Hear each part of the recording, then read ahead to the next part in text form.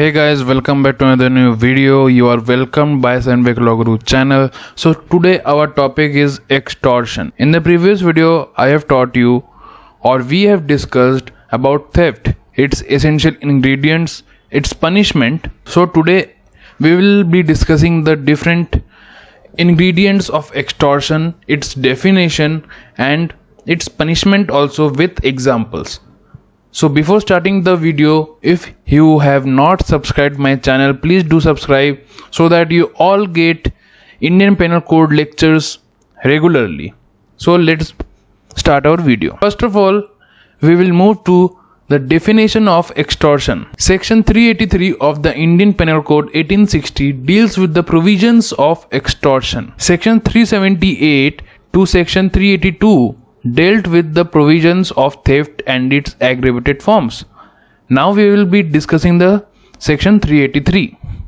What it says? It says, whoever intentionally puts any person in fear of any injury to that person or to any other and thereby dishonestly induces the person so put in fear to deliver to any person any property or valuable security or anything signed or sealed which may be converted into a valuable security commits extortion. Now what it means? It means whoever, any person who intentionally puts any other person in fear of injury. He threatens any other person like he will be harmed or he will be injured by the act which may be committed by him, by the person or by the offender, who intentionally puts any person in fear of any injury to that person or to any other and thereby dishonestly induces the person. The offender here in this case dishonestly induces the person so put in fear. The person which is in fear is dishonestly induced by the offender. For what purpose?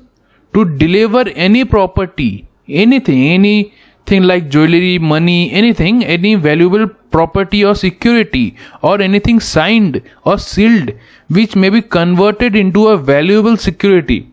That person commits extortion. Let me give you an example. You are in the house and someone broke into your house and points a gun into your head and threatens you that if you do not give me all the money or jewelry that you have, I will kill you. Then the person who is been threatened, he is in fear of injury or he is thinking like if I do not give that all the money or jewelry to him, he will kill me. He will be thinking like that in that particular situation. So in this case, if that person who has been put in fear of any injury, if that person delivers any property or valuable security like jewelry, monies, all the monies, if you deliver all those properties to that offender, that person has committed extortion. Now we will move forward to the essential ingredients of extortion. The offense of extortion consists of the following ingredients. There are 4 ingredients. 1. Putting a person in fear.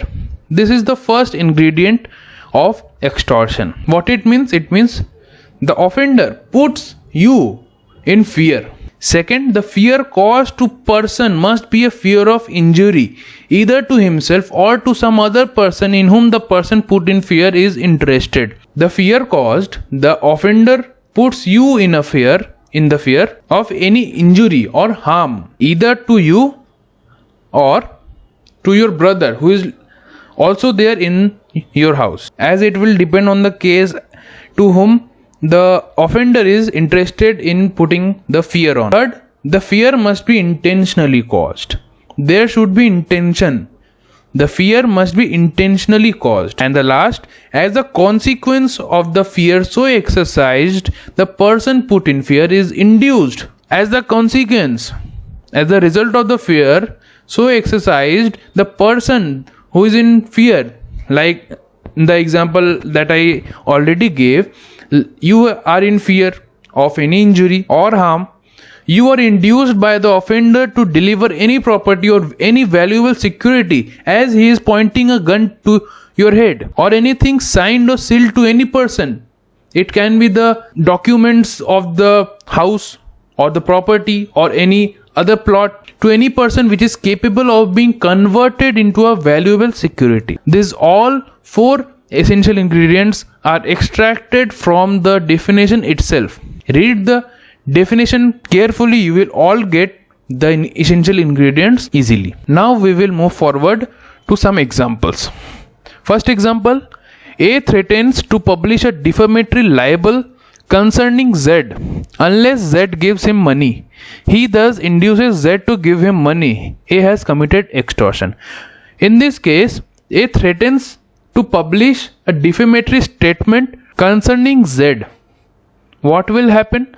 Z's reputation will fall down, and here in this case Z is in fear that his reputation will fall down, he will be defamed, the people will laugh at him like that, and so here A threatens Z by telling that he will publish a defamatory statement or defamatory libel concerning Z or defame him unless the person who is being put in fear gives him money. A, the offender who threatens Z, induces Z.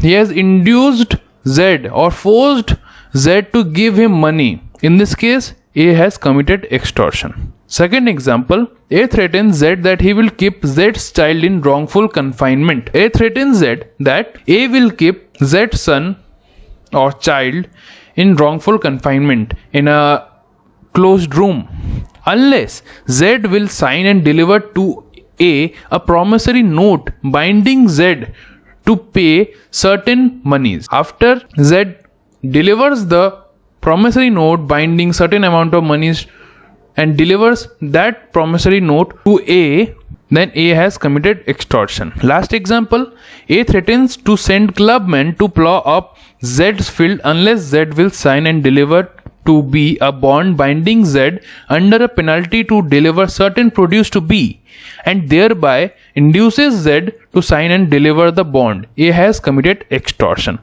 I hope these all examples are clear to you and the concept of extortion is also clear to you. Now we will move forward to the punishment for extortion. Section 384 of the Indian Penal Code deals with the provisions of the punishment for extortion. What it says? This section says that any person who commits extortion, he shall be punished with imprisonment of either description for a term which may extend to 3 years, or with fine, or with both. If someone has committed extortion, he shall be punished with an imprisonment or he shall be put in jail that may extend to 3 years, or he may also be punished with, he has to give some amount of fine, or with both. Both means he has to give certain amount of fine as well as he has to be put in jail or he has to be imprisoned, which may extend to 3 years. I hope this video is clear to you, this topic is clear to you, like that is extortion. If you like this video, press the like button, subscribe it, share my videos, subscribe my channel, and if you have any doubt, please do comment. In the next video, we will discuss the difference between theft and extortion. Thank you and stay safe.